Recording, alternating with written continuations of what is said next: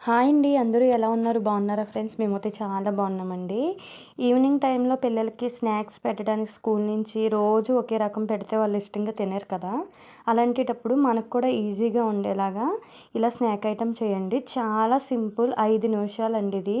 ఇది అవే ఉండాలని ఏమీ లేదు. మన ఇంట్లో ఏవుంటే అవి వేసుకొని చేసుకోవచ్చు. కానీ చాలా టేస్టీగా ఉంటుంది. హెల్త్ కూడా మంచిదండి. ఎందుకంటే ఇందులో శనగపిండి గానీ, మైదా పిండి గానీ యూజ్ చేయమండి.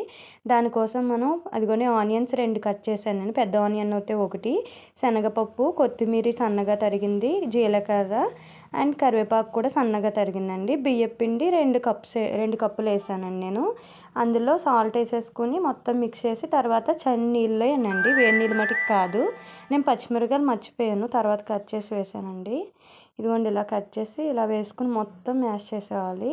కానీ ఈ పిండి కలిపినప్పుడు మటుకు ఇలాగ గోధుమ పిండిలో గట్టిగా కలుపుకోవాలండి. మెత్తగా కలిపితే ఈ సర్వపిండి అనేది బాగా రాదండి. గట్టిగా కలుపుకోవాలి. తర్వాత మూకిడి మనం ఏ మూకిడి షేప్లో కావాలంటే ఆ మూకిడి పెట్టుకుని ఈ ఉండని ఆయిల్ వేసి ఇలా నొక్కేసుకుంటున్నానండి. ఇంగోండి ఇట్లా ప్రెస్ చేస్తే ఆ ఆయిల్ కూడా పైన ఇదిగోండి ఇలా పిండి పైకి వస్తుంది. అప్పుడు మనకి స్మూత్గా వెళ్ళిపోతుంది పిండి.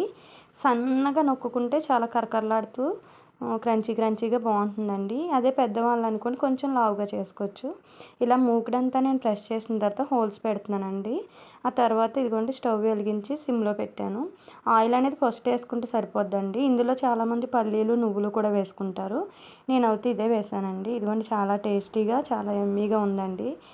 అది అయితే నిజంగా పిల్లలైతే చాలా ఇష్టంగా తింటున్నారు. మీరు కూడా ఒకసారి ట్రై చేయండి. నిజంగా చాలా బాగుంటుంది ఫ్రెండ్స్. ఇదిగోండి ఇది గిన్నె మోడల్‌లో చూసారా? రెడ్‌గా మీకు మెత్తగా కావాలంటే కొంచెం ముందు స్టవ్ ఆపేసుకుంటున్నానండి. ఈజీగా వచ్చేస్తుంది. నా వీడియోస్ కనుక నచ్చితే లైక్ చేయండి, షేర్ చేయండి, సబ్స్క్రైబ్ చేయండి.